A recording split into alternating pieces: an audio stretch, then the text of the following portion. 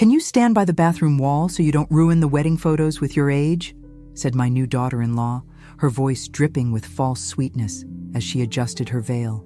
I smiled, picked up my elegantly wrapped gift from the table, and walked straight out of that reception hall. When they discovered what was inside that box, the phone calls started coming at 3 in the morning and haven't stopped since. If you're watching this, subscribe and let me know where you're watching from.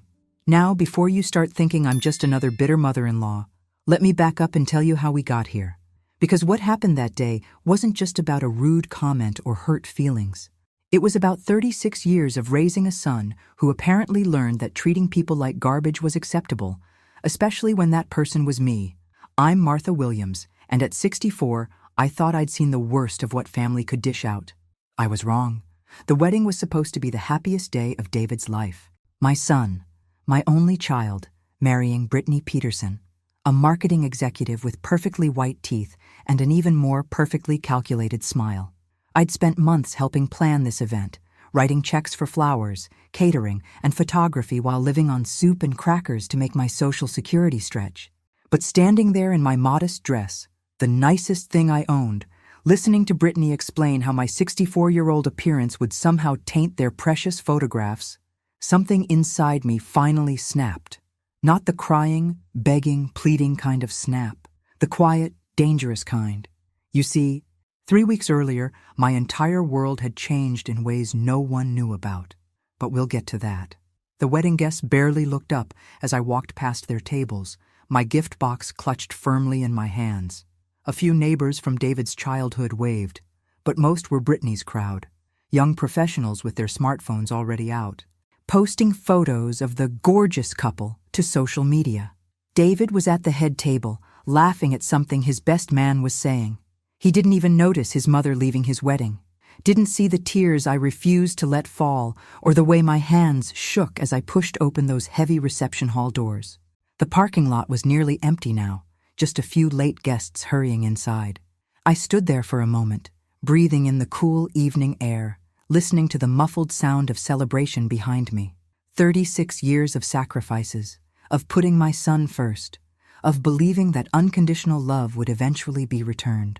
I was done believing fairy tales. The taxi ride home took 15 minutes. 15 minutes to realize that walking away from that wedding wasn't the end of something. It was the beginning, because inside that gift box wasn't just a wedding present. It was proof that sometimes the best revenge isn't getting mad. It's getting even. And trust me, what I'd wrapped up in that pretty white paper with the silver bow would change everything. 3 weeks before the wedding, I was standing in Murphy's Corner Market at 9:30 at night, counting out exact change for a can of soup and a package of saltines. $23.47. That's what I had left until my next Social Security check, and David's wedding was in less than a month. I'd already spent my small savings on my wedding outfit and a gift I couldn't really afford. A set of crystal wine glasses I'd seen Brittany admire online. The kind of thing a mother does because she wants her son's wife to be happy, even when that same wife makes snide comments about older people's fashion choices. The store was nearly empty, just me and Tommy Murphy behind the counter. Same kid who'd bagged groceries here since high school. "Evening, Mrs. Williams," he said with that tired smile of someone working a double shift. "Lottery machine's working tonight if you're interested. Jackpot's up to $62 million. $62 million. I almost laughed. Here I was, rationing soup cans, and he was talking about numbers so large they didn't seem real. But something made me pause. Maybe it was the memory of last week's family dinner, when Brittany had shown off her new designer handbag, the third one this month, while I quietly ate the cheapest thing on the menu. Maybe it was David's casual comment about how I should start thinking about downsizing my already tiny apartment because older people don't need much space. Or maybe it was just pure, stubborn defiance. "I'll take one ticket," I heard myself say. "Quick pick." Tommy looked surprised. In the 5 years since Harold died, I'd never bought so much as a scratch-off ticket, but he fed a $5 bill into the machine, and it hummed to life, printing out a small slip of paper with 6 numbers that would either be meaningless or life-changing. 7, 14, 21, 35 to 47, Powerball 9. I folded it carefully and slipped it into my purse, right next to the grocery receipt that showed exactly how little I had left. $23.47 minus $5. $18.47 to last until next Friday. Harold would have called me foolish. Martha, I could hear his voice. Gambling is for people who can afford to lose money. But Harold had been gone for 4 years, and clearly, I'd already lost everything that mattered anyway. The walk home took 45 minutes because I couldn't afford the bus. 45 minutes of replaying every dismissive comment, every time I'd been made to feel like a burden instead of a mother. By the time I climbed the 3 flights to my studio apartment, I'd made a decision that had nothing to do with lottery tickets. Win or lose, I was done being their convenient source of guilt money and inconvenient reminder of family obligation. The lottery drawing was Saturday night. I watched it the same way I watched everything else. Alone, with a cup of tea and the volume turned low so I wouldn't disturb my neighbors. When the numbers appeared on screen, I didn't believe them at first. 7 to 14, 21, 35 to 47, Powerball 9. Every single number on my crumpled $5 ticket. $62 million. I sat there for 10 minutes, checking and rechecking, waiting for the mistake to reveal itself. But there was no mistake. I, Martha Williams, woman who ate soup for dinner and walked everywhere to save bus fare, had just won more money than I could spend in 10 lifetimes. The smart thing would have been to call David immediately to share the incredible news with my only family. But I didn't pick up the phone. Instead, I carefully placed the ticket in my jewelry box, next to Harold's wedding ring and my mother's pearls, because suddenly I had a very different kind of wedding present in mind. The lottery office in downtown Springfield looked nothing like I'd imagined. I'd expected something grand, official, maybe even celebratory. Instead, it was a sterile government building with fluorescent lighting and the kind of beige walls that suggested bureaucracy, not life-changing fortunes. "Congratulations, Mrs. Williams," said Janet Patterson, the claims officer, a pleasant woman in her 40s who handled my paperwork with the same efficiency she'd probably use for a parking permit. "After taxes, your lump sum comes to $38.4 million. $38 million? $400,000.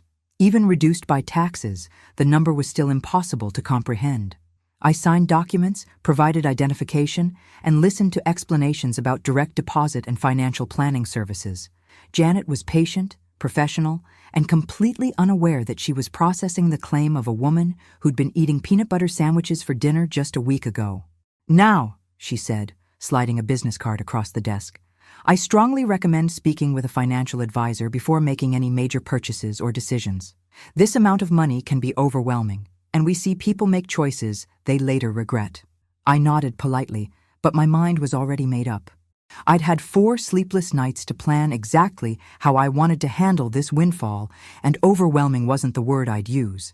Liberating was more accurate.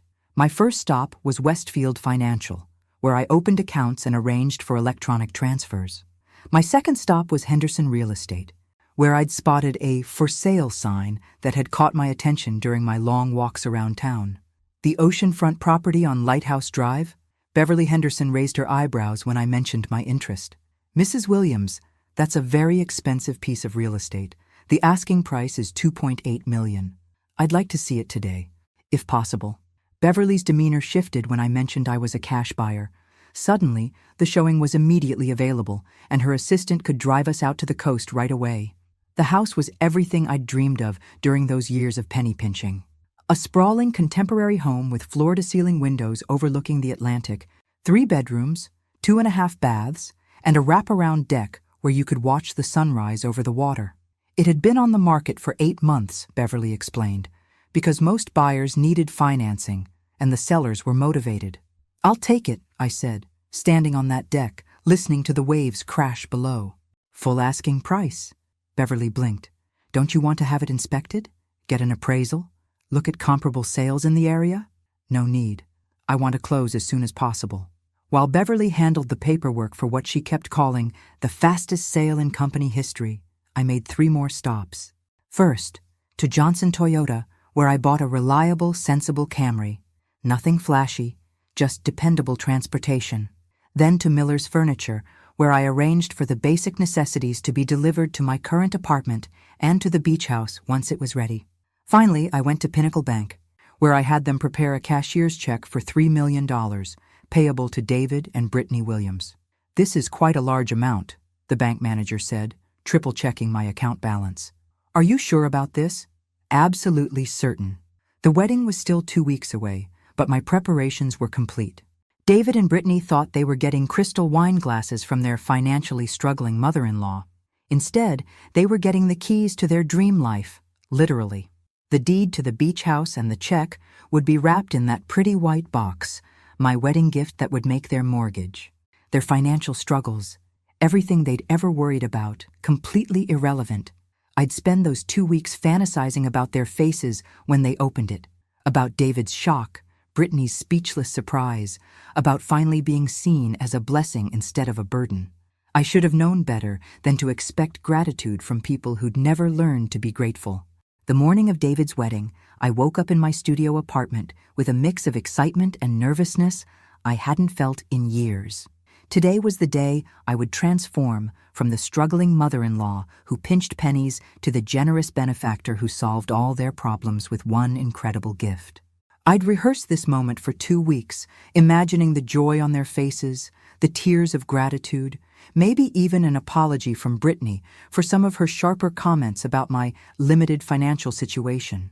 The beach house deed and $3 million check were beautifully wrapped in white paper with silver ribbon, sitting on my kitchen counter like a promise of better family relationships to come. The ceremony was at 2 o'clock at St. Matthew's Episcopal Church, followed by a reception at the Riverside Country Club. I'd splurged on a taxi both ways.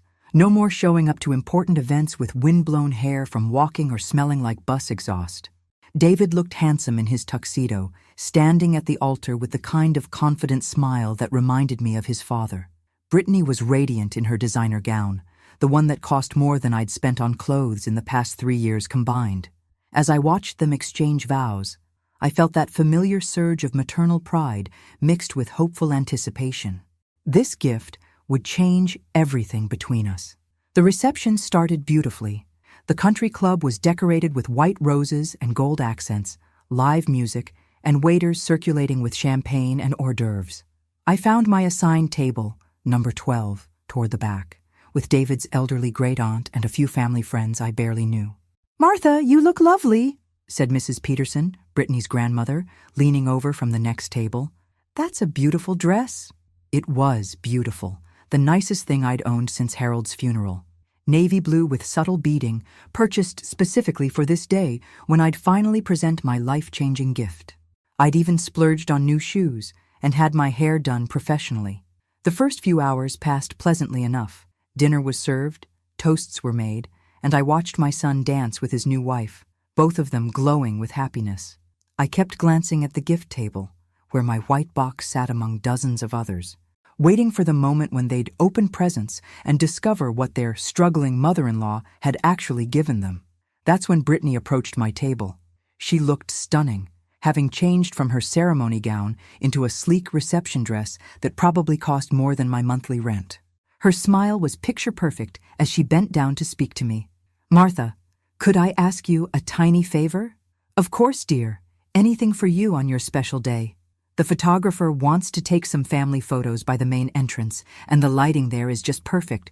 But the thing is," she paused, her smile never wavering, "could you stand by the bathroom wall instead?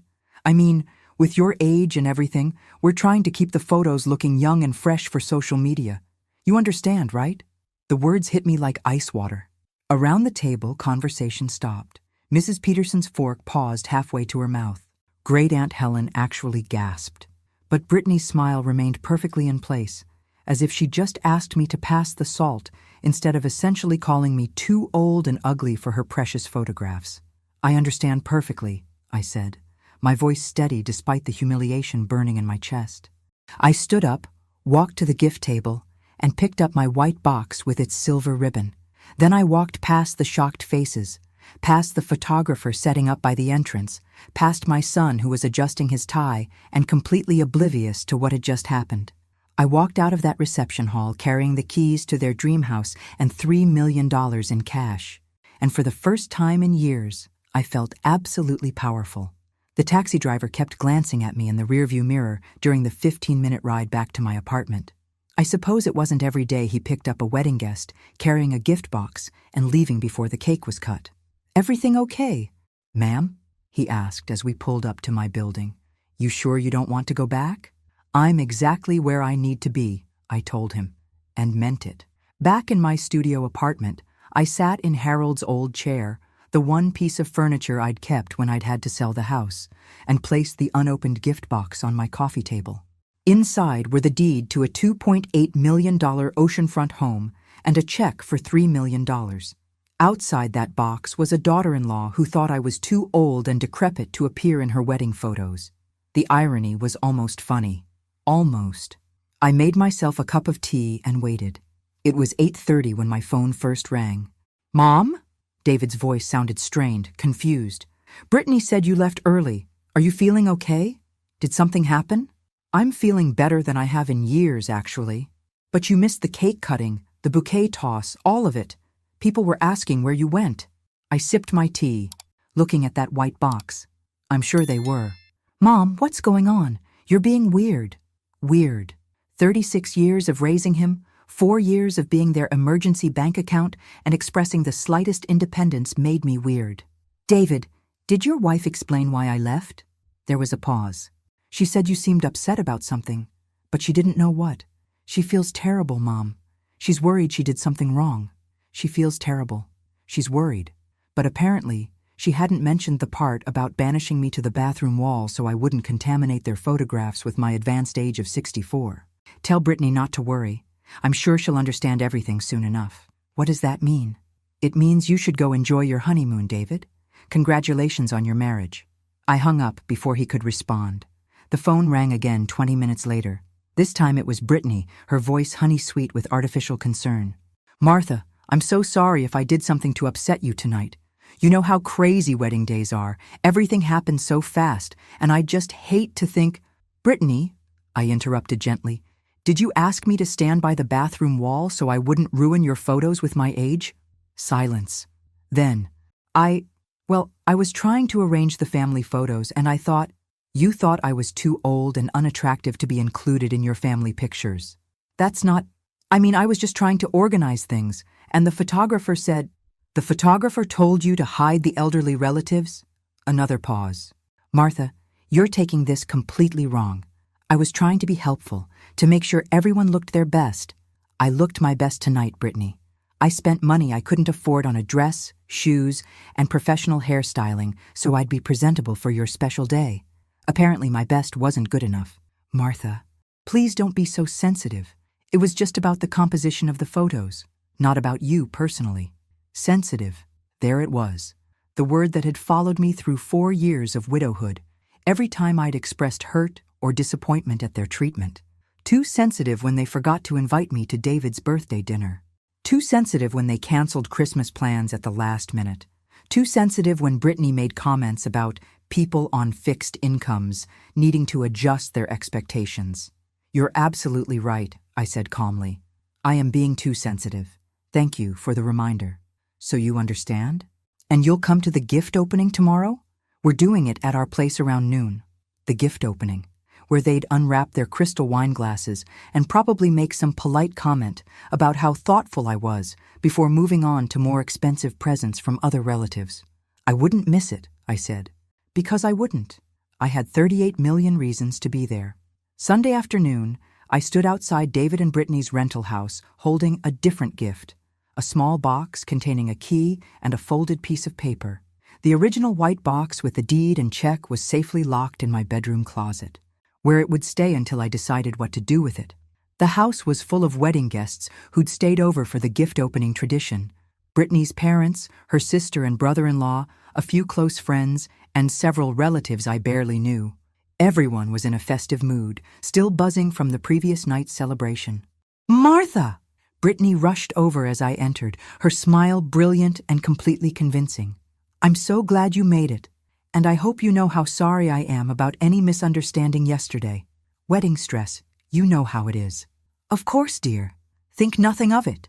We settled into the living room, where gift boxes and bags covered every surface. David and Brittany took turns opening presents, while someone kept a list for thank you notes. Expensive kitchen appliances, crystal stemware, artwork, luggage, the kinds of things young professional couples received from their well-off families and friends. My original gift, the crystal wine glasses, was received with appropriate enthusiasm. Brittany held them up to the light, praising their quality, while David nodded approvingly. "Thanks, Mom. These are beautiful."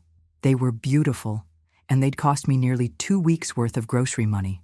"Actually," I said, standing up, "I have one more gift for you both." I handed over the small box I'd prepared that morning. David looked surprised.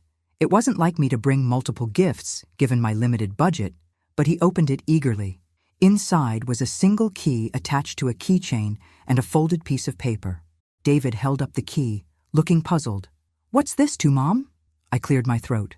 "It's the key to my new apartment. The address is on the paper." The room fell silent. David unfolded the paper and read it, his confusion deepening. "Ocean View Towers, Unit 4B. Mom, that's the expensive high-rise downtown. How did you—" "I used some life insurance money Harold left me. Money I'd been saving for an emergency. Not technically a lie. Winning the lottery definitely qualified as an emergency of sorts. I realized after yesterday that I needed to start thinking about my own future, my own living situation." Brittany's smile was looking strained. "That's wonderful, Martha. But why are you giving us the key?" "Because I want you to see it before I move in next week. It's a 2-bedroom unit on the 4th floor, ocean views, modern kitchen, in-unit laundry. I thought you might like to visit sometime." The implications hung in the air. David's expression was shifting from confusion to something that might have been concern or possibly calculation.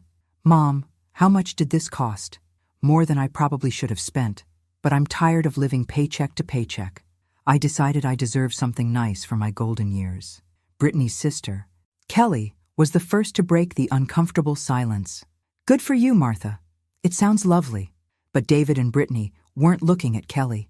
They were looking at each other with an expression I recognized from 4 years of being their personal ATM. The look that said they were rapidly calculating what this meant for their own financial expectations. "So, you used all of Dad's life insurance?" David asked carefully. "A significant portion of it, yes. What I didn't mention was the other apartment key in my purse, the one to the beach house that should have been theirs, the one that came with a $3 million check and a mother-in-law who'd been willing to give them everything. Instead, they'd get crystal wine glasses and the knowledge that their emergency bank account had just closed permanently." "Well," Brittany said, her voice a little too bright, "I think that's just great. Really, independence is so important." I smiled and settled back into my chair to watch them open the rest of their gifts. Because the best was yet to come. Moving day arrived with professional movers, expensive furniture, and my son standing in my new apartment lobby looking like he'd seen a ghost. I hadn't expected him to show up, but there he was at 8 in the morning, holding 2 cups of coffee and wearing the expression of someone trying to solve a puzzle. "Mom, we need to talk." Ocean View Towers was everything I'd told them it would be. Luxury high-rise living with concierge service, a fitness center, and apartments that cost more per month than most people's annual salaries. My 4th-floor unit had floor-to-ceiling windows overlooking the harbor, granite countertops, and enough space for the life I'd always wanted but never thought I could afford. "Nice place," David said, looking around as movers carried in furniture that clearly hadn't come from my old studio apartment. "Really nice. Expensive nice." I accepted the coffee, a peace offering, apparently, and watched him process the transformation. Gone was the struggling widow counting pennies for soup cans. In her place was a woman who could afford designer furniture and harbor views. "I told you I used your father's life insurance money." "All of it?" "A good portion of it, yes." David walked to the windows, staring out at the water. "Mom, Brittany and I have been talking, and we're worried about you. This seems really impulsive. Moving to an expensive place, spending money you've been so careful with for years. Are you sure you thought this through?" Worried about me? That was rich, coming from someone who hadn't called to check if I'd made it home safely after walking out of his wedding. I've never been more sure of anything. But what about your future? What if you have medical expenses, or need care, or— David, I set down my coffee cup. Are you concerned about my well-being, Or are you concerned about what this means for your inheritance? His face flushed. That's not fair. Mom, I'm trying to look out for you. The same way you looked out for me at your wedding? That stopped him cold. For a moment, neither of us spoke while movers arranged my new sofa. Real leather, the kind I'd admired in showrooms but never dreamed of owning. Brittany feels terrible about that misunderstanding, he said finally. I'm sure she does. She really does, Mom. She's been upset all week, worried that you hate her. I almost laughed. Brittany was upset all right, but probably not for the reasons David thought. More likely, she was calculating how much money had just slipped through their fingers. I don't hate Brittany, hate David, but I also don't intend to spend my remaining years making myself smaller so other people feel more comfortable. He studied my face, and for a moment, I saw a flicker of the little boy who used to crawl into my lap when thunderstorms scared him. Then it was gone, replaced by the calculating adult who'd learned that his mother was an ATM, not a person. So what happens now? Now I live my life the way I choose to live it. And us, our relationship? I looked at my son, this man I'd raised and sacrificed for and loved unconditionally for 36 years, and felt something shift inside me. Not love dying, but expectations finally being buried. That depends entirely on whether you want a relationship with me or just access to whatever money you think I have left. The silence stretched between us while movers arranged furniture, and my new life took shape around us. Finally, David picked up his coffee cup. I should go, let you get settled. After he left, I stood at those floor-to-ceiling windows, looking out at a view that cost more per month than I'd previously spent per year, and felt absolutely no guilt whatsoever, because this was just the beginning. 2 weeks later, Brittany showed up at my door with homemade cookies and an apology that sounded like she'd rehearsed it in the mirror. I let her in, offered coffee, and watched her eyes catalog every expensive detail of my new apartment. Martha, I owe you a huge apology for my behavior at the wedding. I was so stressed, and I said things that came out completely wrong. The last thing I ever wanted was to hurt you. She was good. I'll give her that. The right amount of regret in her voice, tears that looked genuine, body language that screamed remorse. If I hadn't spent 4 years watching her manipulate my son, I might have been convinced. Apology accepted, dear. Really? Her relief seemed genuine. I've been sick about it. Martha, absolutely sick. David said you thought I was calling you old or ugly, and I swear that's not what I meant at all. What did you mean? She set down her coffee cup and leaned forward, the picture of earnest sincerity. I was trying to arrange people by height for the photos. You know how photographers are about composition. I thought if the shorter people stood in one area and the taller people in another, by the bathroom wall. Well, yes, but only because the lighting was better there. Not because of your age or anything like that. I would never. I held up a hand. Brittany, you don't need to explain. What's done is done. But she wasn't finished. This was clearly a prepared speech, and she was determined to deliver every word. The thing is, Martha, I realize my words might have sounded hurtful, even though that wasn't my intention. And I want you to know that I consider you family now. Real family. Which is why David and I have been talking. And we'd love to have you over for dinner this weekend. Just the 3 of us, so we can really talk and clear the air. Dinner, at their house, where they could pump me for information about my sudden financial upgrade without witnesses. That's very thoughtful. Saturday night? I'll make that pot roast you complimented at Easter. I'd complimented it because I was trying to be polite, not because it was actually good. Brittany's cooking skills were as artificial as her apologies. I'm afraid I have plans Saturday night. Oh, she looked disappointed. What about Sunday then? I'm busy Sunday as well. Next weekend? Brittany, I appreciate the invitation, but I'm finding that my calendar is quite full these days. That wasn't entirely true. I spent my evenings reading, walking on the harbor promenade, or sitting on my balcony watching boats come and go. But for the first time in years, my solitude felt like choice rather than abandonment. Full with what? The question slipped out before she could stop it, revealing the real reason for this visit. She wanted to know what I was doing, where I was going, who I was spending time with, and most importantly, who else might have access to whatever money I'd mysteriously acquired. Various things. I'm exploring my options. What kind of options? I smiled and stood up, the universal signal that a visit was over. Thank you for the cookies, Brittany. They're delicious. She gathered her purse, clearly frustrated that her fishing expedition hadn't yielded any useful information. At the door, she turned back with one more attempt. Martha, you know David loves you so much. He's worried that this rift between us is hurting your relationship with him. There's no rift. Brittany, there's just clarity. After she left, I ate one of her cookies, store-bought, despite her claims of homemade, and watched the harbor lights twinkle in the distance. 24 days until they'd realize exactly how much clarity I'd gained, because the beach house closing was scheduled for next month.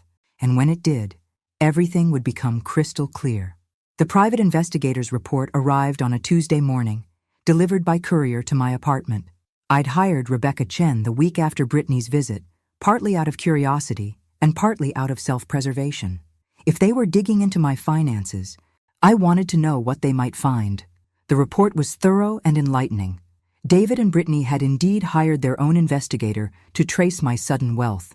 They'd discovered the new apartment, the car purchase, and the furniture upgrades. What they hadn't discovered was the lottery ticket or the beach house purchase. More interesting were the financial details Rebecca had uncovered about their own situation. Despite David's recent promotion and their comfortable lifestyle, they were living paycheck to paycheck. Credit card debt, student loans, and a mortgage that consumed nearly half of David's income. They'd been counting on my eventual death to solve their financial problems. The phone calls had started 3 days ago, subtle at first. Mom, I was wondering if you'd looked into long-term care insurance. At your age, it's probably getting expensive. Have you updated your will recently? With the apartment and everything, you should probably review your beneficiaries. Brittany mentioned that her grandmother had a great financial advisor who specializes in retirement planning for seniors. Maybe you should talk to someone professional about managing your assets. Assets? Beneficiaries? Long-term care insurance? They weren't even trying to be subtle anymore. This morning's call was David again, his voice carrying that forced casualness I'd learned to recognize over the years. Mom, I hate to bring this up, but our investigator friend mentioned that someone might have won the lottery recently. Someone local. Isn't that crazy? Can you imagine suddenly having all that money? My coffee cup paused halfway to my lips. Investigator friend? Oh, you know, Jake Morrison from high school. He's a private investigator now. We were just talking, and he mentioned this lottery thing. Weird coincidence, right? They knew. Maybe not everything, but they knew enough to be asking the right questions. Very weird, I agreed. The thing is, if someone did win that much money, they'd probably want to be careful about who they told. You know how people can get when there's that much cash involved. Friends, family, everyone suddenly needs help with something. The irony was breathtaking. My own son was warning me about family members who might take advantage of lottery winners. That's very wise advice, David. So, hypothetically, if you knew someone who'd come into money suddenly, you'd tell them to be really careful about who they trust, right? Absolutely. I'd tell them to be especially careful about family members who'd already shown they view them as a source of money rather than a person worthy of respect. Silence on the other end of the line. Mom, what are you saying? I'm saying that if someone won the lottery, they'd probably want to make sure their gifts went to people who appreciated them for reasons beyond their bank account balance. Are you... Mom? Did you win the lottery? I looked out my harbor view windows at the life I'd bought with my winnings. Then, at the beach house deed sitting in my desk drawer, the deed that should have been their wedding present. I think this conversation has gone on long enough, David. Mom, wait. I hung up and turned off my phone. Because tomorrow was the day I'd been waiting for. Tomorrow, the beach house purchase would be finalized. The $3 million check would be deposited, and my preparations would be complete. Tomorrow, I'd give them exactly what they deserved. The beach house was everything I'd dreamed of and more. Standing on the wraparound deck at sunrise, watching dolphins play in the waves beyond my private beach, I understood why people said money couldn't buy happiness. It couldn't. But it could buy freedom from people who made you unhappy. I'd been living here for a week, having quietly moved my most important possessions while keeping the downtown apartment as a decoy.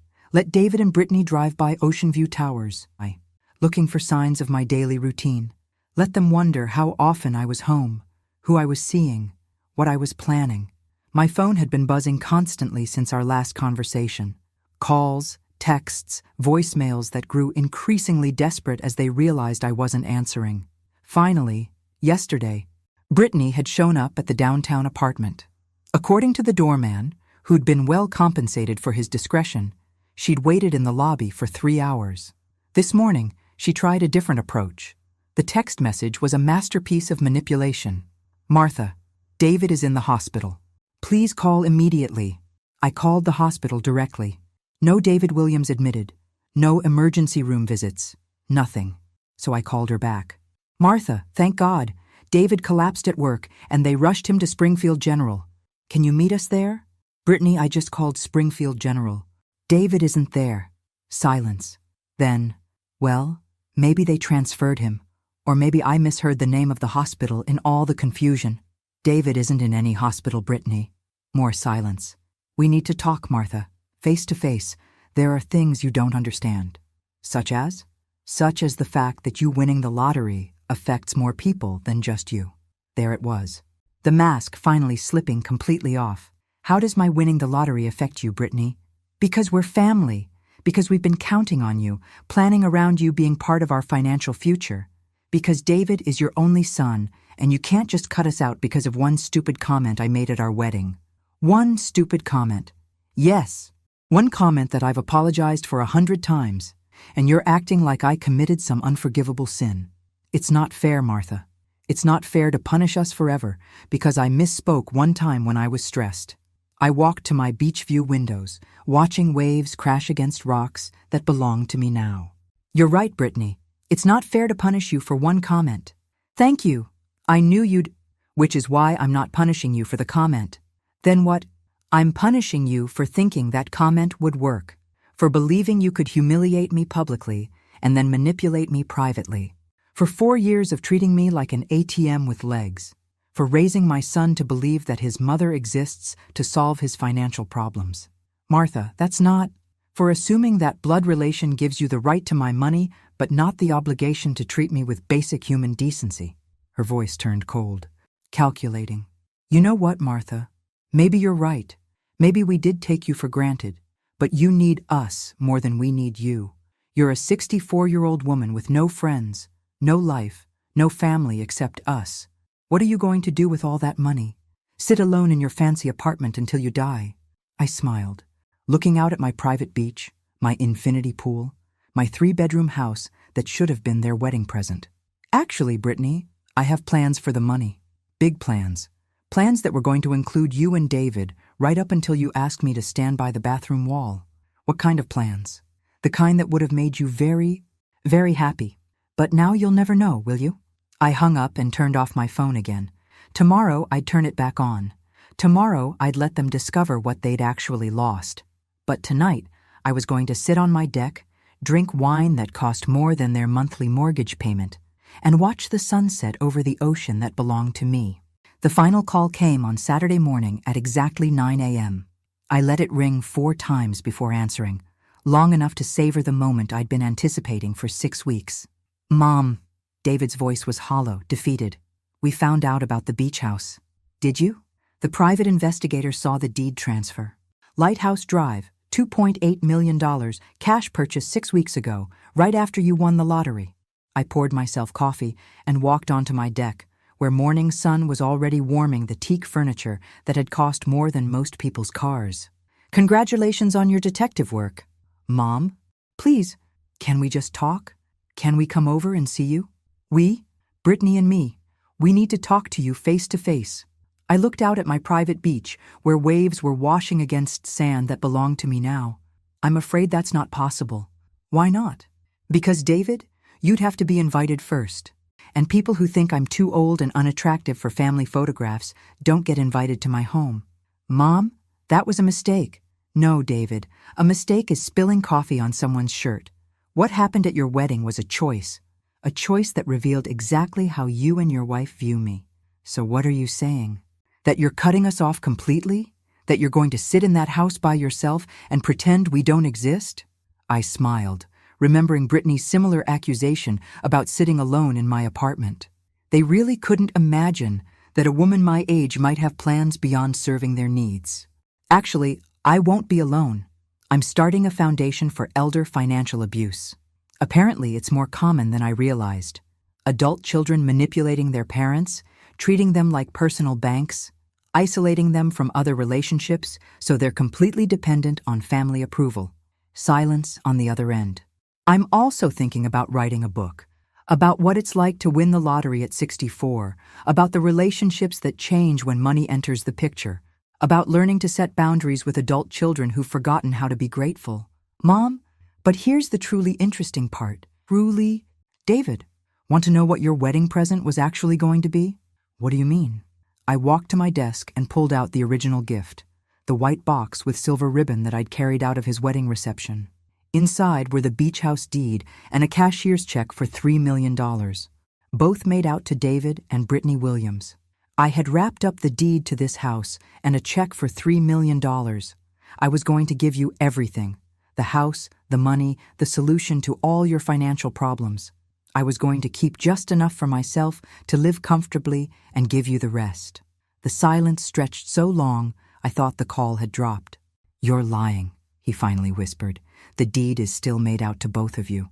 The check is still signed, both sitting in a box wrapped in white paper with silver ribbon, exactly as they were the night you got married.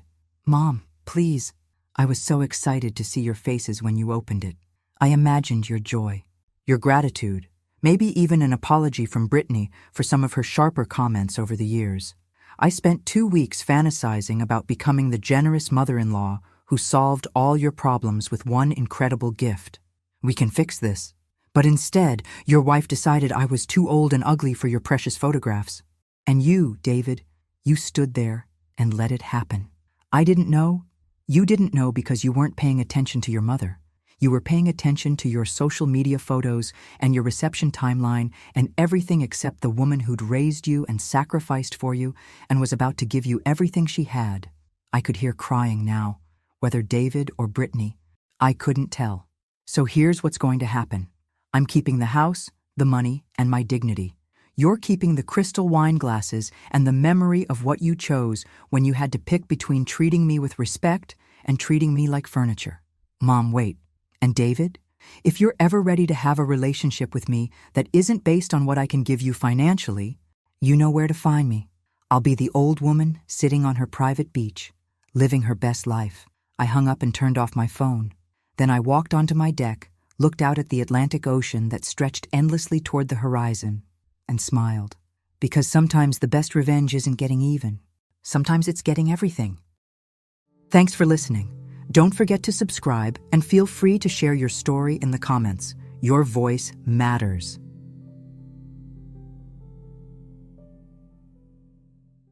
I once believed family was sacred. Then my son-in-law left me to die in the desert after murdering my daughter.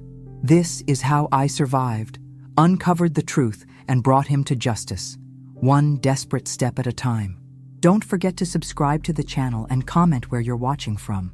The first thing I noticed was his hands, how steady they were as he adjusted his tie in the funeral home mirror while I collapsed inside, grieving my only child. My daughter Eliza's coffin was just 20 feet away, surrounded by flower arrangements from her millions of followers. And Nathan, her husband of 6 years, hadn't shed a single tear when we were alone.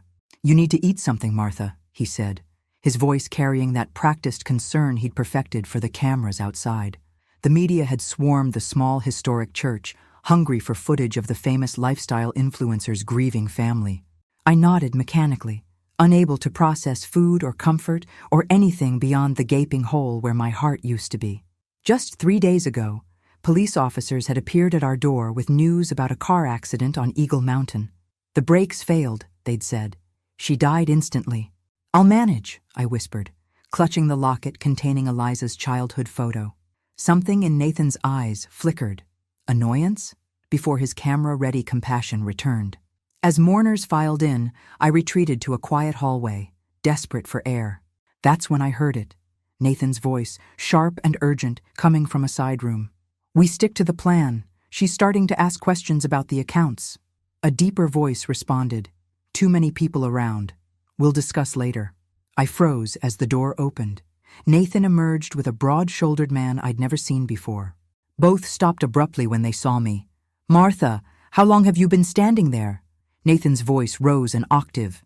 "Just needed some space," I managed, noting how quickly the stranger disappeared down the hall. Nathan's arm wrapped around my shoulders, steering me back toward the crowd. His fingers dug into my flesh with unexpected force. "Who was that man?" I asked. "Just the funeral director, discussing some details." The lie slid effortlessly from his lips. The service passed in a blur. I watched Nathan perform grief perfectly for the cameras, his eulogy moving strangers to tears, while I sat stone-faced, unable to reconcile the daughter he described with the vibrant, thoughtful woman I'd raised. Later, as we prepared to leave the cemetery, I reached for my purse and discovered Eliza's phone. The police had returned her personal effects that morning. On impulse, I slipped it into my pocket instead of giving it to Nathan. In the car, driving away from my daughter's grave, something about Nathan's conversation nagged at me. Accounts, questions. I remembered Eliza mentioning financial concerns during our last lunch together. "Nathan," I said carefully as darkness fell around us, "who was that man you were speaking with? The one who wasn't the funeral director?" The car slowed. Nathan's knuckles whitened on the steering wheel as he turned to me, his handsome face transformed by something cold and calculating I'd never seen before. "You really can't mind your own business, can you?" he said, turning sharply onto a side road I didn't recognize. "Always watching, always hovering. Eliza found it annoying too, you know." My blood froze as I realized the man I thought I knew had vanished completely, and we were no longer driving toward home. "Where are we going?" My voice sounded small in the darkening car. Nathan ignored me, jaw clenched, as he drove deeper into unfamiliar territory. The highway had given way to secondary roads, then to unmarked desert paths as night swallowed the landscape. "Nathan, please talk to me," I tried again, fighting rising panic. "Talking is the problem, Martha." His voice was eerily calm now. "You talk too much, ask too many questions, just like Eliza started doing." My daughter's name in his mouth sent ice through my veins. "What happened to Eliza wasn't an accident, was it?" The words tumbled out before I could stop them. Nathan slammed the brakes. The car skidded on gravel, throwing me against the dashboard. Before I could recover, he'd reached across me, yanked open my door, and shoved me out onto the hard desert ground. "You're right. It wasn't." He loomed over me, silhouetted against the headlights. Those brakes didn't fail on their own. My mind reeled as he rummaged through my purse, pocketing my phone, wallet, and medications. He found Eliza's phone, too, his expression darkening. "Snooping already? You're even more dangerous than I thought." He crushed it under his heel. "Why?" I gasped, struggling to stand on the uneven ground. "She loved you." "Love doesn't pay offshore accounts," he sneered, grabbing my cardigan. "This too. Nights get cold in the desert." The reality of my situation crashed down. "You're leaving me here to die. Consider it retirement." His smile didn't reach his eyes. "Don't worry about your disappearance. I've already crafted the narrative. Grief-stricken mother, devastated by daughter's death, decides to take spiritual retreat. When you never return, well, people go missing all the time. Someone will find me," I said, even as the desolation around us mocked my words. Nathan laughed. "We're 60 miles from the nearest highway. No water, no phone, temperatures dropping into the 30s tonight." He checked his watch casually. "I'd give you 12 hours maximum. And even if by some miracle you survive, who would believe your story? A confused, traumatized old woman making wild accusations against a grieving widower." He got back in the car, then leaned out the window. "I should thank you, Martha. Your death will complete my sympathetic public image, the man who lost everything." The taillights disappeared into darkness, leaving me alone under a vast, indifferent sky.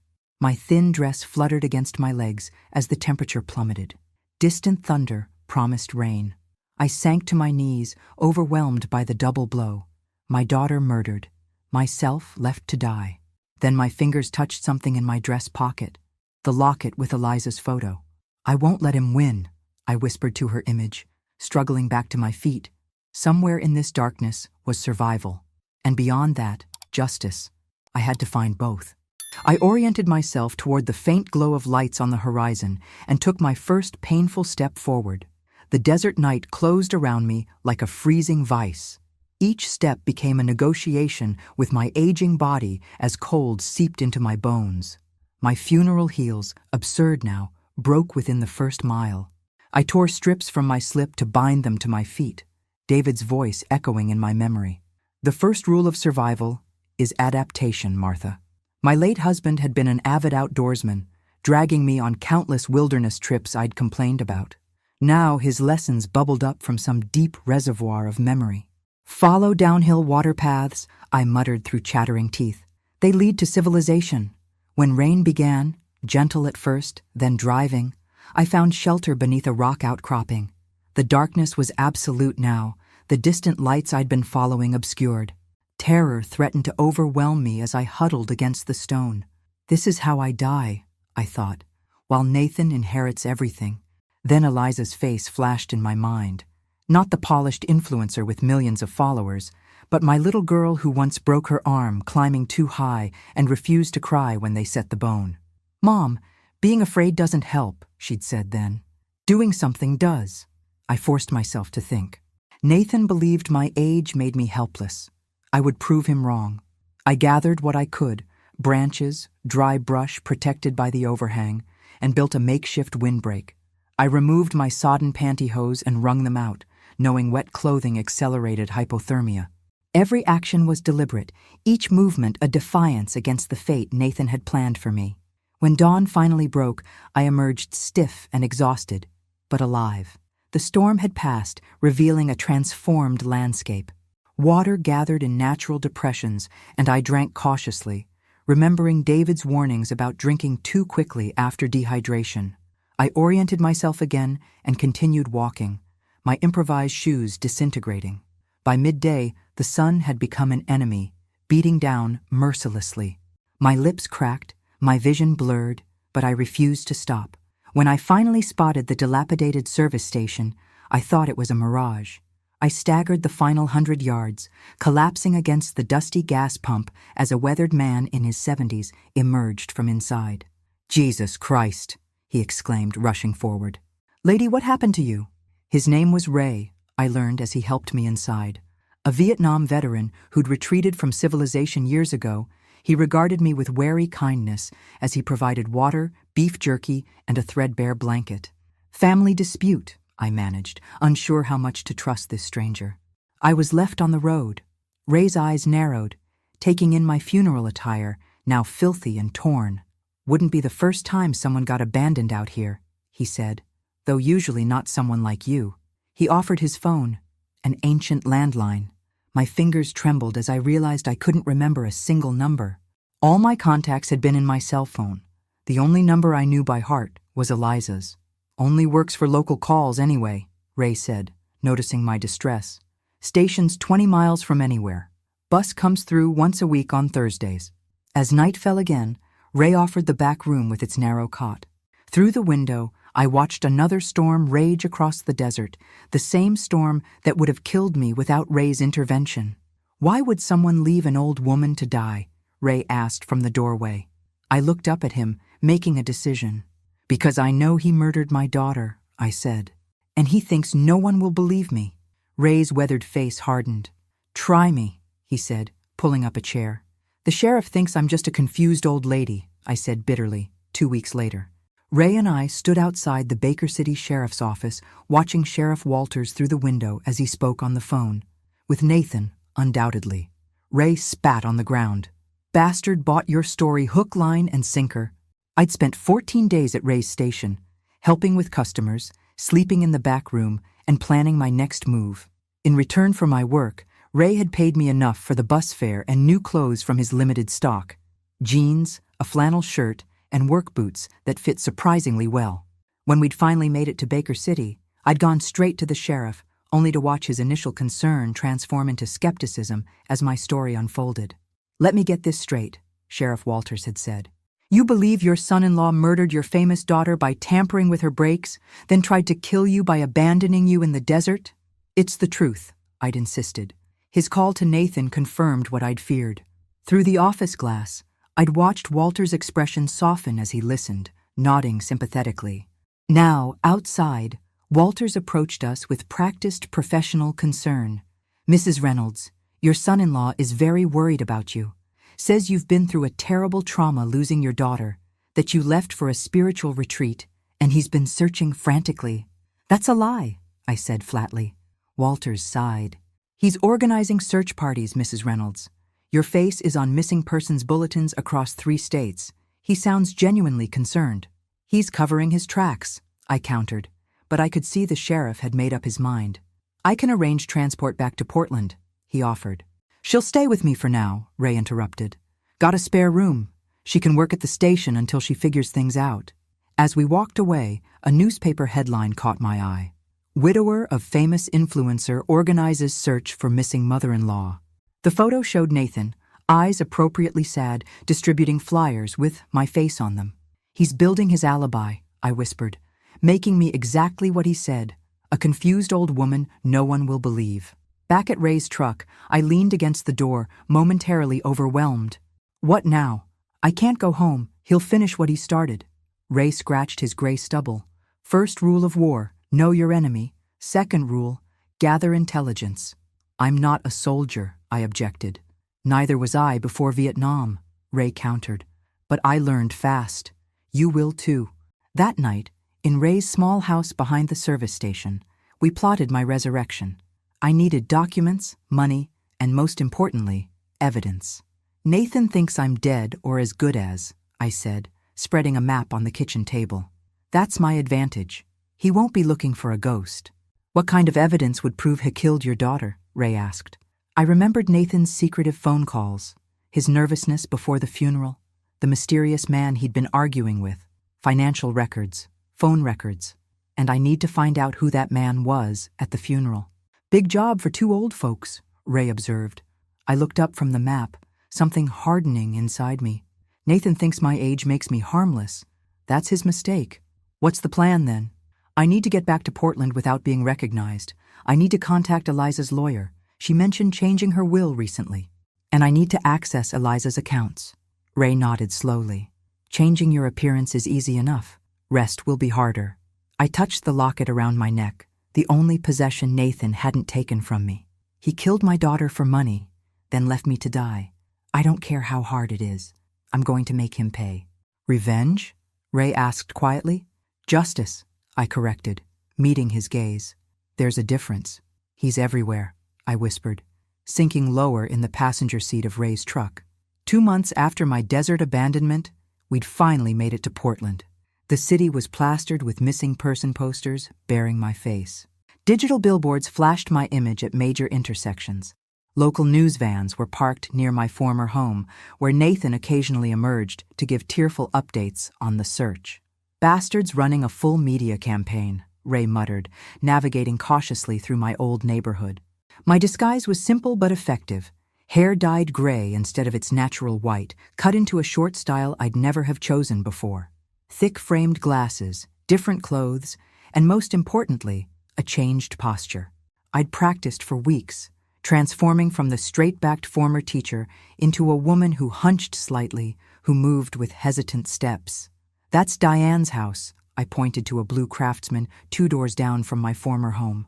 "If anyone will help us, she will." Diane Wells had been my friend for 30 years. When she opened her door, she stared at me without recognition, then gasped when I removed the glasses. "Martha?" Her hand flew to her mouth. "Oh my God!" Inside, with curtains drawn, I told her everything while Ray kept watch at the window. "I knew something was off about him," Diane said when I finished. "The way he'd look at you when he thought no one was watching, like you were an inconvenience."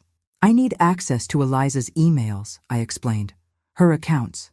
Anything that might show what she discovered before she died."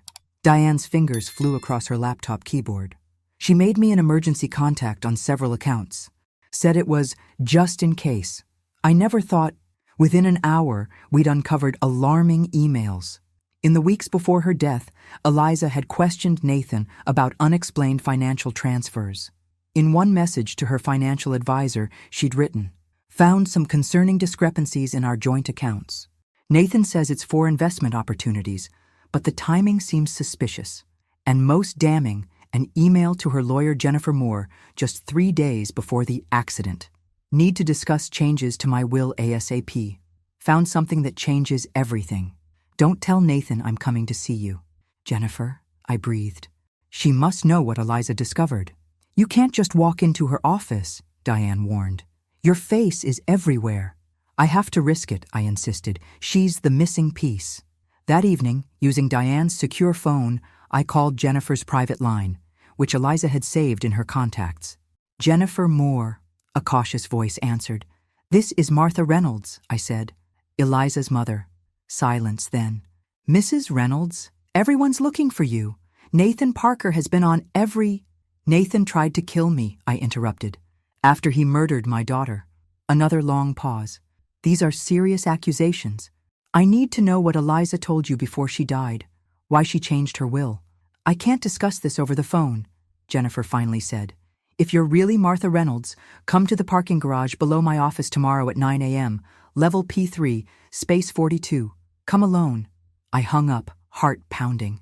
It could be a trap, Ray suggested. Or it could be the evidence we need, I countered. That night, I couldn't sleep, haunted by the magnitude of what we were uncovering. Nathan hadn't just killed Eliza for her money. He'd planned it meticulously, created an elaborate cover story, and nearly eliminated the only person who might have suspected him. I was supposed to die in that desert, I told Ray, as dawn broke. Everything since then is borrowed time. Ray handed me coffee in a chipped mug. What will you do if you get the evidence? I met his eyes steadily.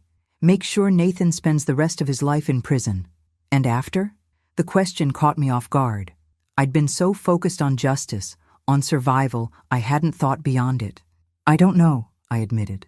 I never planned for an after. The parking garage was eerily silent as I approached Space 42, clutching my borrowed coat around me. A silver Audi waited there, engine off, windows tinted. I hesitated, then tapped on the passenger window. It lowered smoothly, revealing Jennifer Moore, younger than I'd expected, with sharp eyes that missed nothing. Get in quickly, she said. We're not staying here.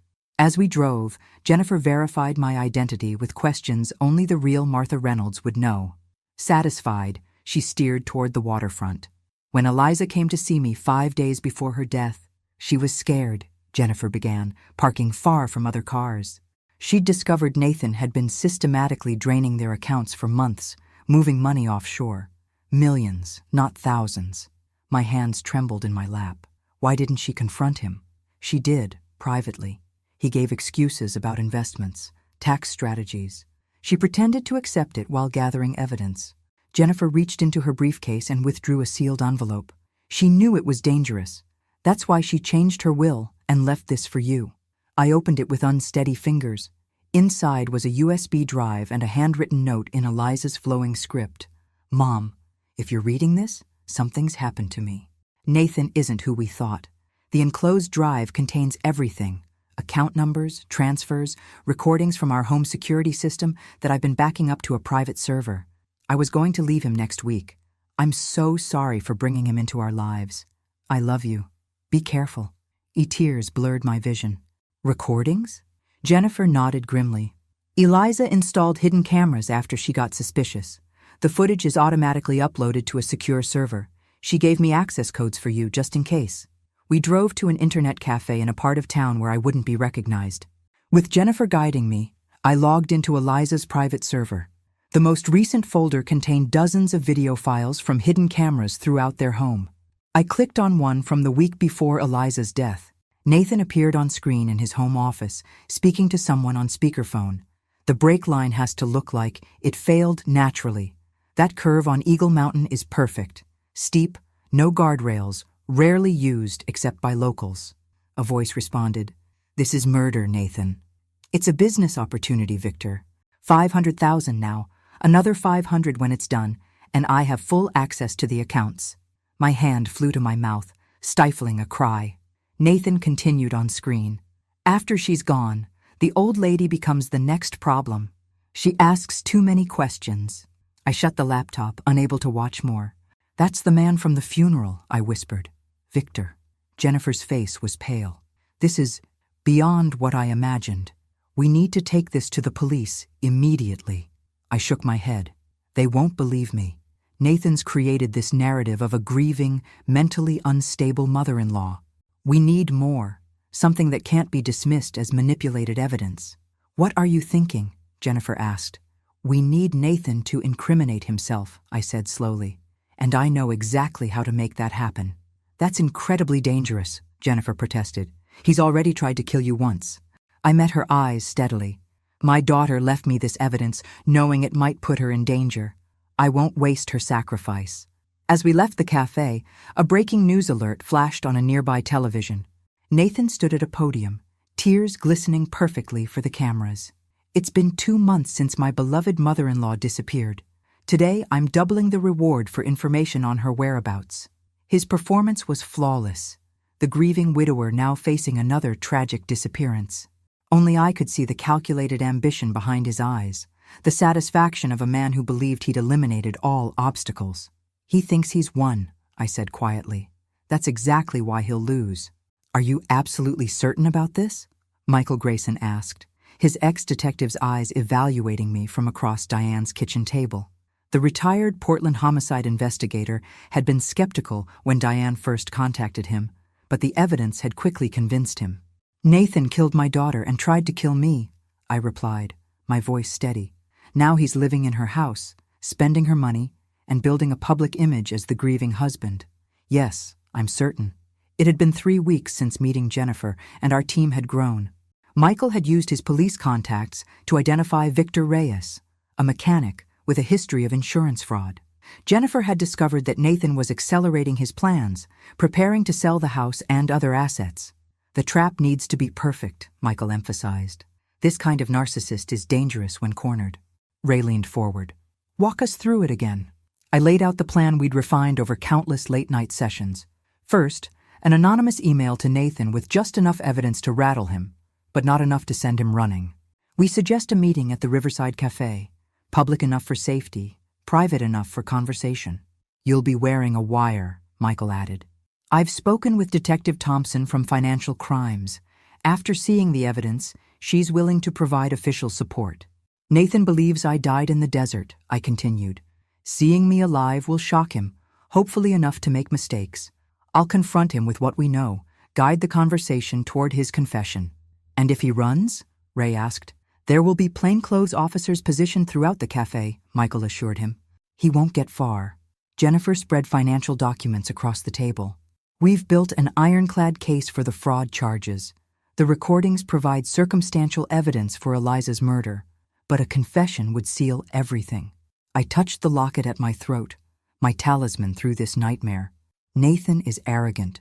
He believes he's untouchable. That's his weakness. And if he becomes violent? Diane asked quietly. I'll have a panic button, I said, and Ray will be at a nearby table.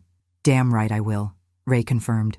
With the Louisville Slugger I keep behind my register.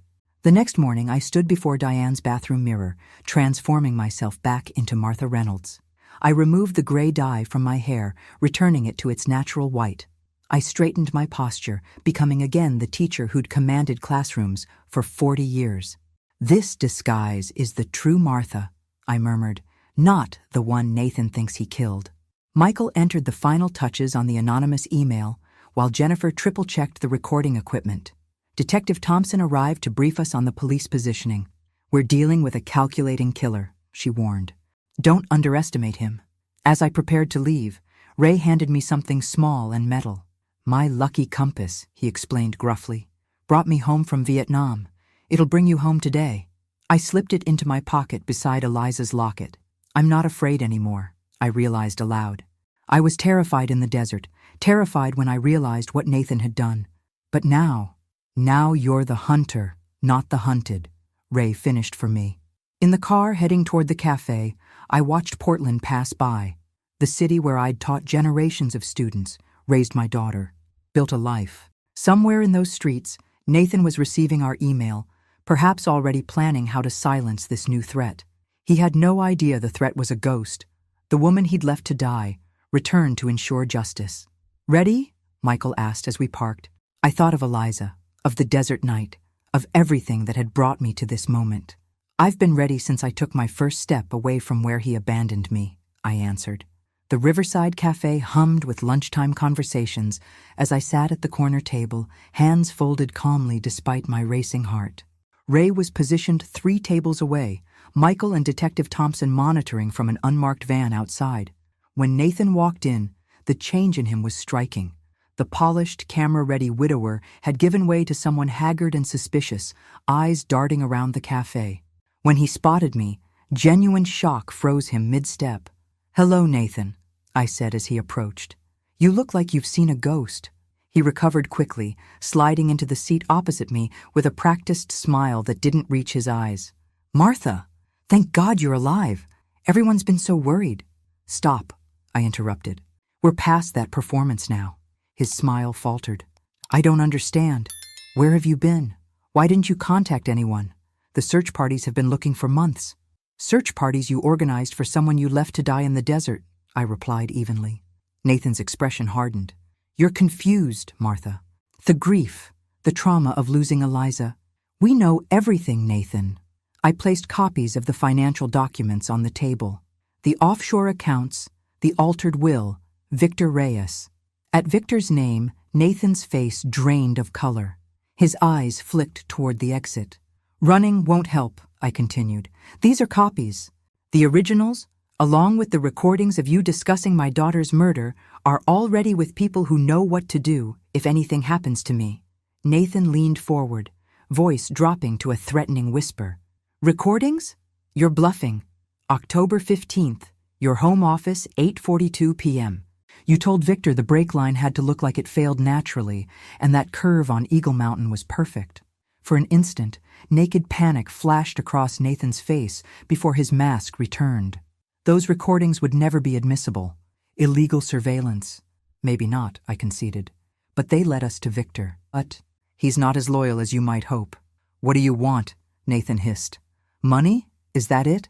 I want you to admit what you did to Eliza, and to me." Nathan's laugh was bitter. "You think I'd confess to murder? I'm not stupid, Martha. You were stupid enough to leave me alive," I countered. "You should have checked that I was actually dead." His eyes narrowed. "You shouldn't have survived that night. How did you?" "My husband taught me wilderness survival," I said. "Something you wouldn't know about, having never actually cared about your wife or her family." Nathan's composure slipped. Eliza was becoming a problem. Questioning transfers, checking accounts she'd always ignored before. "Do you know how hard I worked, putting up with her ridiculous influencer career, waiting for the payoff?" I kept my expression neutral, though inside I was screaming. He was talking. The recording device was capturing everything. "And you," he continued, venom rising in his voice, "always watching, always hovering. After she died, I saw how you looked at me at the funeral. You suspected something. You killed my daughter for money," I said quietly. "I killed her because she was going to ruin everything," he snapped, then immediately realized his mistake. He glanced around frantically, but no one seemed to be paying attention to our conversation. "You've lost, Nathan," I said, rising from my chair. "Just like you lost when you abandoned an old woman you thought was helpless." As I turned to leave, Nathan lunged across the table, grabbing my wrist with bruising force. "You're not walking away from me," he growled. Ray was on his feet instantly, but before he could intervene, Nathan yanked me toward the exit, his other hand now gripping my upper arm. "Let's continue this conversation somewhere private," he snarled, dragging me toward the door. I caught Ray's eye and gave a subtle shake of my head. The plan had changed. Nathan was incriminating himself, but I needed more. Despite the danger, I allowed him to pull me outside toward his car. "Where are we going, Nathan?" I asked, my voice steady despite the fear coursing through me. His smile was terrible. "Somewhere we can finish our earlier conversation properly. I won't make the same mistake twice." Nathan drove recklessly, one hand on the wheel, the other gripping my arm so tightly I knew it would bruise. The city gave way to suburbs, then to country roads. I recognized the route with growing dread. We were heading toward the same desert area where he'd abandoned me months earlier. "Poetic, isn't it?" Nathan said, noticing my recognition. "Bringing you back where this all started." "They'll find you," I said calmly. "The police know about Victor, about the money." "Police?" Nathan laughed harshly. "By the time they put everything together, I'll be in a country with no extradition treaty, living on your daughter's millions."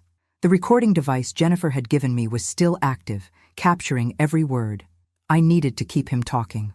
"Why did you marry her?" I asked. "Did you ever love Eliza at all?" Nathan's face twisted with contempt. "Love? I married a small-time blogger with potential. I invested 6 years molding her into that influencer persona, building her following, arranging the brand deals while she played sustainable Earth Mother for the cameras. She built that career herself," I objected. "She had the face. I had the business sense," he snapped. Then when she finally made the money I'd been waiting for, she got a conscience about how we spent it. Wanted to donate to environmental causes, start a charitable foundation. My money, going to save the fucking whales. His rage was building, words pouring out now. "And you were always there, encouraging her nonsense. Both of you, so concerned about the right thing, the ethical thing. So you decided to kill her," I said quietly. "I decided to cash out my investment," he corrected coldly. The brakes were Victor's specialty, just enough damage to ensure failure on that specific curve. The perfect accident. My heart ached hearing him discuss my daughter's murder so callously, but I pressed on. "And me? Why not kill me at the same time? Too suspicious. 2 accidental deaths? But leaving you in the desert, that was improvisation. Your death would look like exposure if they ever found your body. Meanwhile, I'd be the doubly tragic figure, losing both wife and mother-in-law." We were deep into desert territory now, the road becoming rougher. Nathan turned onto a dirt track barely visible among the scrub. My panic button was in my pocket, but I knew the police tracking us might be too far behind. "You won't get away with this," I said, fighting to keep my voice level. Nathan stopped the car abruptly, throwing me against the dashboard. "I already did once. Your miraculous survival was just a temporary setback." He got out, circled to my door, and yanked me from the seat. We were in a desolate clearing surrounded by rock formations, utterly isolated. "No one will hear you out here," he said, pushing me roughly to the ground. I fell hard, pain shooting through my hip, but managed to press the panic button in my pocket.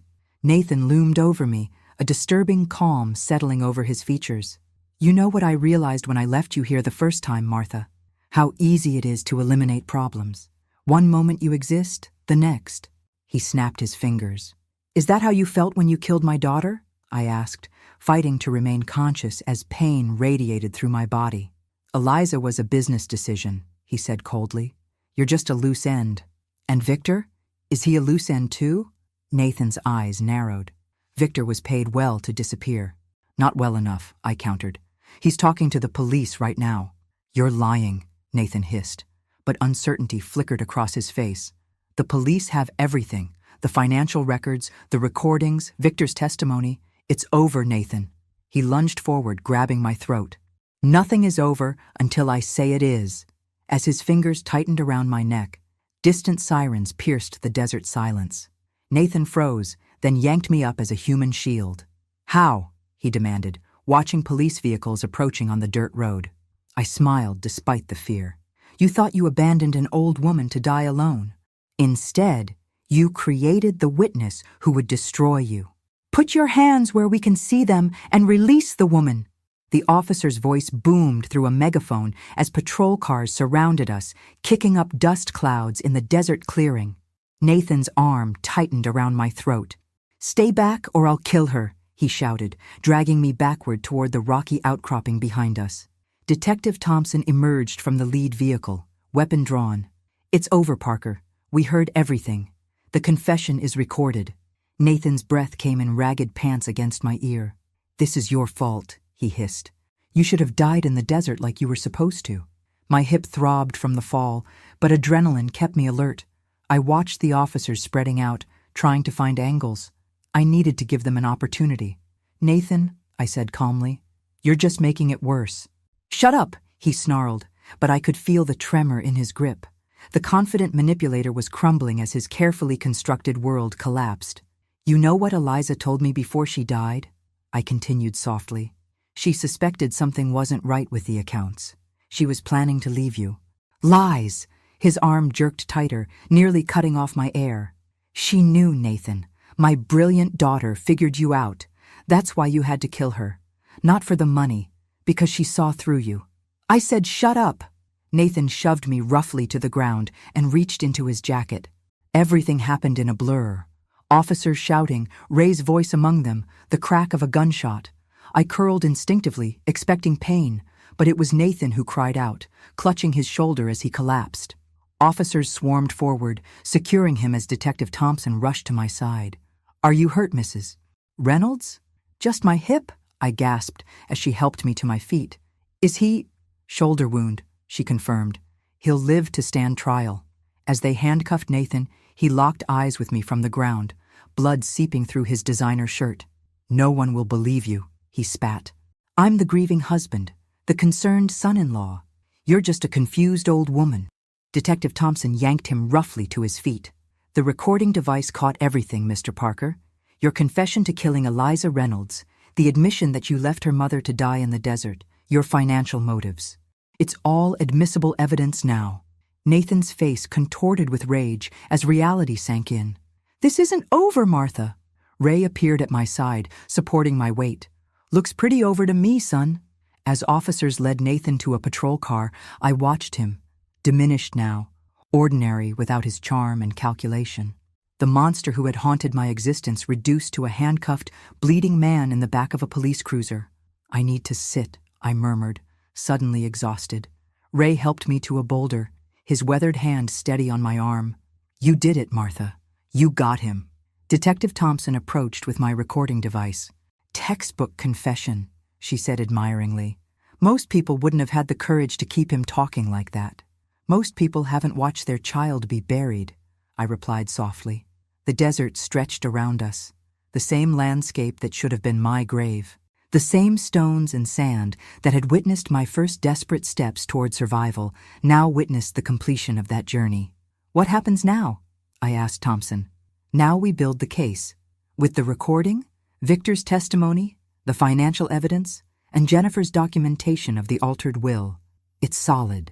Nathan Parker will spend the rest of his life in prison. As the police vehicles prepared to leave, I stood with Ray's help, looking out at the vast desert. Somewhere in that expanse lay the path I'd walked months ago, each painful step carrying me toward this moment of justice. Ready to go home? Ray asked gently. I touched Eliza's locket around my neck. Yes, I said. I think I finally am. 1 year later, I stood in the garden behind Eliza's house. My house now. The property Nathan had intended to sell for his escape remained instead as both memorial and mission headquarters. The trial had been mercifully swift. Nathan's recorded confession, combined with Victor Reyes's testimony and the financial evidence, left no room for reasonable doubt. The media coverage was intense but short-lived. Another sociopath who killed for money, eventually replaced in the headlines by newer tragedies. I smoothed my dress as I waited for the ceremony to begin. Through the windows, I could see the gathering crowd. Diane arranging flowers, Ray awkwardly adjusting his tie, Michael and Jennifer reviewing some paperwork. Mrs. Reynolds? A young assistant appeared at my elbow. They're ready for you. I nodded, straightening my shoulders. The pain in my hip from that desert confrontation had healed, though it still ached before rain. Some wounds never completely disappear. They just become part of who you are. Inside, the former grand living room had been transformed into the headquarters of the Reynolds Foundation for Elder Justice. The walls that once displayed Eliza's carefully curated design aesthetic now held resources for seniors facing abuse, exploitation, and fraud. Ladies and gentlemen, Jennifer began as the room quieted, it's my honor to introduce our founder, Martha Reynolds. Applause greeted me as I approached the podium. The faces before me represented a cross-section of my new life. Legal advocates, financial counselors, survivors of elder abuse, and the team who had helped me bring Nathan to justice. 1 year ago, I began. I was abandoned in the desert by a man who believed my age made me disposable. A man who had already murdered my daughter for her money and thought nothing of eliminating her inconvenient mother. The room was silent, attentive. What he didn't count on was that age brings more than just wrinkles. It brings resilience, wisdom, and a lifetime of skills. In my case, wilderness survival skills my husband taught me decades ago. The determination I developed during 40 years of teaching. the patience that comes from raising a child. I gestured to the room around us. Nathan Parker saw me as weak because I was older. That prejudice became his downfall. Today, we launch programs to ensure what happened to me doesn't happen to others. Legal advocacy for seniors, financial protection services, and emergency response systems for elders in crisis. After the ceremony, I walked with Ray through the garden, now named in Eliza's honor. The spring flowers were blooming, a riot of colors she would have loved. "Got something for you," Ray said gruffly, handing me a small package. "Been meaning to give it back." Inside was the battered compass he'd lent me the day of the confrontation with Nathan. I smiled, returning it to his weathered palm. "Keep it. You might need it to find your way to your new office upstairs." Ray had become the Foundation's security consultant, moving from his remote service station to a small apartment above the garage. Diane managed our volunteer program, while Jennifer handled legal affairs. Michael's network of former police contacts provided crucial connections to law enforcement. "You ever visit him?" Ray asked suddenly. I knew he meant Nathan, serving consecutive life sentences in a maximum security prison. "No," I answered truthfully. Justice was enough. As evening fell, the guests departed, leaving me alone in the garden. I took Eliza's locket from my pocket. I no longer needed to wear it constantly, the way I had during those desperate months. "We did it, sweetheart," I whispered to her photo. "And now we're helping others." The woman who had stumbled through the desert, dehydrated and terrified, would never have imagined this outcome. That woman had only wanted to survive the night, but survival had been just the beginning. I returned inside to where my team, my new family, was clearing up after the event. Tomorrow would bring new cases, new seniors needing help, new battles against those who saw the elderly as easy targets. Nathan had abandoned me in the desert, believing my age made me vulnerable. Instead, it had made me unstoppable. Thanks for listening. Don't forget to subscribe and feel free to share your story in the comments. Your voice matters.